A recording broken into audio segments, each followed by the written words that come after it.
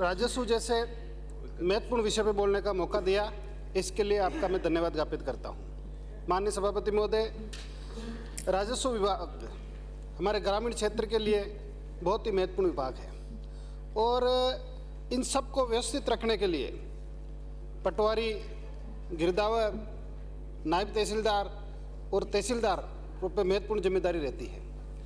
लेकिन आज़ादी के इतने साल बाद भी इनको जितनी सुविधाएं देनी चाहिए, आज इनके आप पटवार कर देखो, सब जगह जर्जर अवस्था में। शौचालय की व्यवस्था किसी भी पटवार घर के अंदर, मेरी विधानसभा के अंदर नहीं है। उनको पीने के पानी के लिए भी घर से बोतल लानी पड़ती है। तो हम काम तो उनसे सब कराना चाहते हैं, लेकिन उनको सुविधा भी देनी चाहिए। तो मैं मंत्री महोदय से मांग करता हूं कि कोई अलग से उनका बजट रखें। और आए दिन ये सारे के सारे हड़ताल पे चले जाते हैं आए दिन, तो उनकी कोई स्थायी समस्या का समाधान भी करना चाहिए। इसके साथ ही माननीय सभापति महोदय, सरकार ने चाहे नामांतरण हो, चाहे नक्शा हो, चाहे गिरदावरी हो, सभी प्रकार के दस्तावेजों को डिजिटल कर दिया, सबको ऑनलाइन कर दिया। इसके लिए तो मैं धन्यवाद ज्ञापित करता हूँ। ठीक भी है, करना भी चाहिए।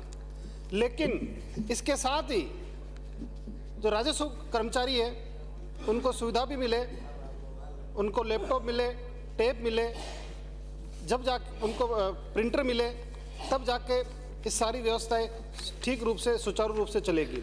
साथ ही अगर जब आप उनसे सारा तकनीकी कार्य करा रहे हो तो क्यों न पटवारी पद को तकनीकी पद घोषित किया जाए, जिससे उनको भी लाभ मिलेगा और काम में प्रगति आएगी।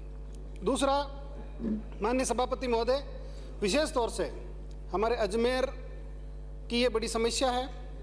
अजमेर विकास प्राधिकरण, पहले यूआईटी थी, फिर अजमेर विकास प्राधिकरण बना और 2012 के अंदर जिला कलेक्टर ने बिना भौतिक सत्यापन किए हुए लाखों हेक्टर भूमि अजमेर विकास प्राधिकरण के नाम ट्रांसफर कर दी गई। उसका परिणाम ये निकला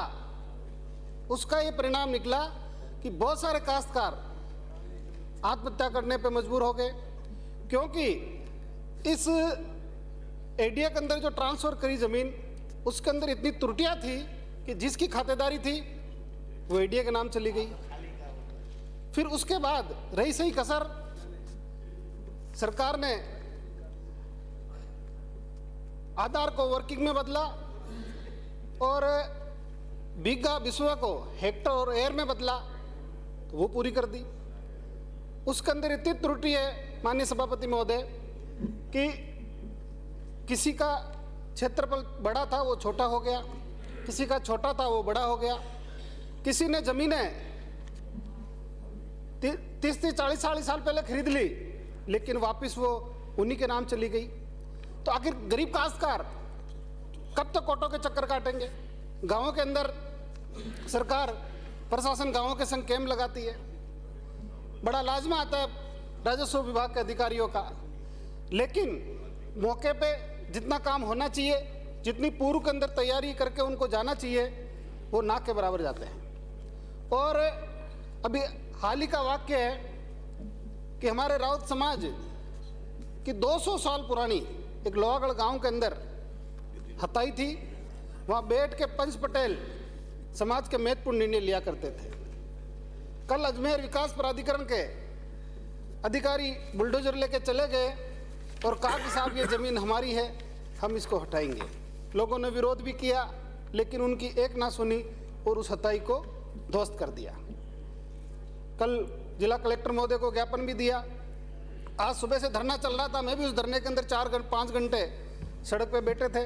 वहीं से मैं सीधा आ रहा हूँ और प्रशासन ने अपनी गलती मानी और लिखित के अंदर आश्वासन दिया कि साहब हमारे से गलती हुई और वापस हम दीवार और ये हताई बना के देंगे, तब जाके लोग माने। तो ऐसे बहुत सारे उदाहरण आपको मिलेंगे गाँवों के अंदर, बहुत सारे जो राजस्व विभाग की गलती के कारण लोग भुगत रहे हैं। आज हमारे गांवों के अंदर बहुत सारे कुएं जो कभी उनके नाम हुआ करते थे, राजस्व विभाग की गलती के कारण वो जब हेक्टर के अंदर ज़मीन परिवर्तन हुई तो कोई एडीए के नाम चली गई, कोई चरागाह के अंदर चली गई।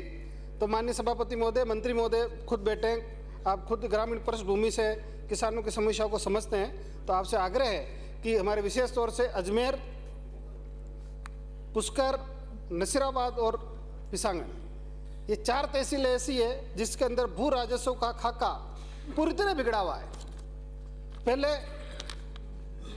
जब माननीय भैरू सिंह जी मुख्यमंत्री जी थे उस समय भू संशोधन हुआ था, लेकिन वो भू संशोधन पे बड़ा काम भी चला, लेकिन आज पोतिया वो वैसी की वैसी जिला कार्यालय, जिला कलेक्टर के उधर पत्रावली आरक्षित रखी जाती है, वहाँ की वहाँ पड़ी है, उसको सीज कर दिया गया, उस पर कोई काम नहीं किया। तो उसके बारे में भी आप विचार करें। इसके अलावा भी बहुत सारी ज़मीनें ऐसी थी जो आबादी में थी, उसको आप लोगों ने एडीए का नाम ट्रांसफ़र हो गई, तो उस भौतिक सत्यापन करके जो पुराने गांव बसे हुए हैं, वर्षों से बसे हुए, कम से कम उनको तो आबादी रहने दे, बाकी एडीए के अंदर कोई ट्रांसफ़र करे तो बाकी हम लोगों को आपत्ति नहीं है। दूसरा, पिछली हमारी सरकार में इस सभी समस्याओं को देखते हुए एक रीसेटलमेंट का आदेश जारी किया।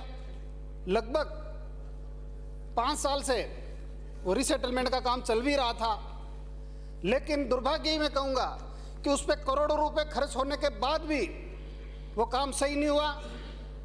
संबंधित एजेंसी और अधिकारियों ने उस पैसों की लूट मचाई और आज की तारीख के अंदर सरकार के द्वारा उस रीसेटलमेंट पे रोक लगा दी गई। ये कौन सा मजाक है माननीय सभापति महोदय? किसानों बड़ी को उम्मीद थी कि सालों बाद हमारा राजस्व रिकॉर्ड ठीक होगा, लेकिन सरकार ने उस पर भी रोक लगा दी। तो माननीय सभापति महोदय, मैं मंत्री महोदय से मांग करता हूँ कि ये जो महत्वपूर्ण रीसेटलमेंट वाला काम है, आप इस पर गौर फरमाएं और इसको वापस चालू कराने की कृपा करें, जिससे कि हमारे गांव के लोगों को फ़ायदा मिल सके। इसके अलावा भी जब आपने डिजिटलाइजेशन तो सारा कर दिया, लेकिन जब से आपने सारी चीज़ें ऑनलाइन करी, तब से चाहे नामांतरण का मामला हो, चाहे अन्य गिरदावरी का हो, सारे के सारे कई हज़ारों की तादाद में पेंडिंग हो गए। ये आपके 8/2 को अखबार के अंदर आया, 17 तहसीलों में 4000 से ज़्यादा नामांतरण पेंडिंग है। इसके अलावा भी माननीय सभापति महोदय, क्योंकि मैं अजमेर से आता हूँ और राजस्व मंडल हमारे अजमेर के अंदर है, वहाँ पे भ्रष्टाचार की इतनी खुली लूट मचा रखी है। अब कुछ दिनों पहले एसएबी ने कई राजस्व मंडल के अधिकारी, कई वकीलों को और दलालों को करोड़ों रुपए की राशि के साथ पकड़ा, लेकिन उसका कोई असर नहीं हुआ। माननीय सभापति महोदय, हद तो तब हो जाती है जब भ्रष्टाचार की राशि का अधिकारियों को पैसा मिल जाता है तो पक्ष सुनाने से पहले ही संबंधित आदमी को उसके फैसले की कॉपी दी जाती है। ये एसीबी ने खुद ने अपनी चार्जशीट के अंदर माना है। माननीय सभापति महोदय, आज राजस्व के जो मामले हैं वो राजस्थान के अंदर बड़ी तादाद कारण बढ़ रहे हैं। एक मामला ऐसा भी है, ये आपके राजस्थान पत्रिका के 19/12/2022 का अंदर आया कि चौथी पीढ़ी लड़ रही है कोर्ट के अंदर, 4 पीढ़ियाँ हो गई लेकिन उनको न्याय नहीं मिला। तो राजस्व के मामले, क्योंकि जर जोर और जमीन की लड़ाई पुराने काल से चली आ रही है, तो कम से कम लोगों की जमीन सुरक्षित रहे, इसके लिए आप कोई न कोई कठोर कार्रवाई करें और कोई व्यवस्थित ऐसा ढांचा तैयार करे कि लोगों को जल्दी राजस्व संबंधी न्याय मिल सके। आपने बोलने का मौका दिया, इसके लिए धन्यवाद।